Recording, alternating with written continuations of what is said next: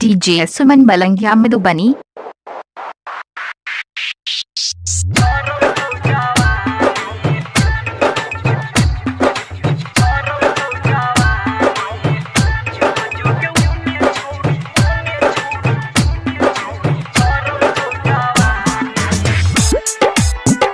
अभी आप सुन रहे हैं सुमन मलंगिया एंटरटेनमेंट के माध्यम से। छेलही कुमार जहिया रहे दोसर बतिया आब किया सट बैठा छतिया से छतिया। छेलही कुमार जहिया रहे दोसर बतिया आब किया सट बैठा छतिया से छतिया। प्यार नहीं तू कैले छौरी कैले बदनामी, प्यार नहीं तू कैले गे छौरी कैले बदनामी। जोगे छौरी हट हट के छौरी तोहर छरल छौ जवानी। जोगे ओने छौरी छरल छौ जवानी।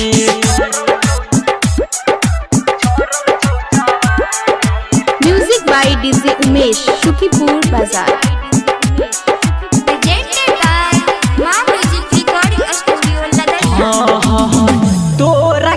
बैठलियो मीठ चॉकलेट गए जवानी चलै छौ तोहर जेना इंटरनेट गए। हे गई छौरी तो रखिया बैठलियो मीठ चॉकलेट गए जवानी चलै छौ तोहर जेना इंटरनेट गए।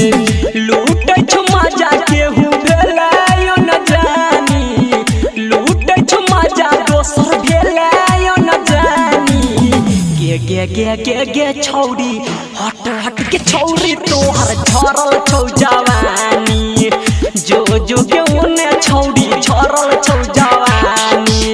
DJ Suman Malangiya Madhubani. DJ Suman. Music by DJ Umesh Sukhipur Bazar. Mobile number 8882433008 है। फूल हमर खिलै छुकोरा गे खियौलन भोज जहिया बेटा भेल तोरा गे।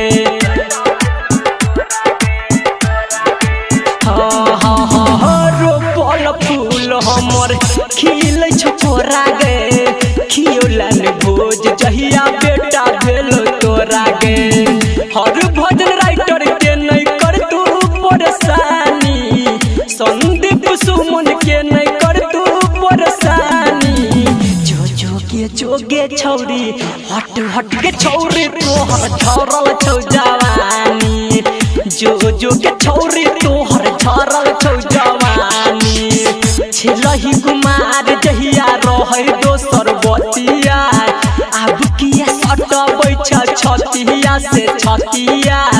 प्यार नहीं तू कैले छौरी कैले बदनामी, प्यार नहीं तू कैले गे छौरी कैले बदनामी।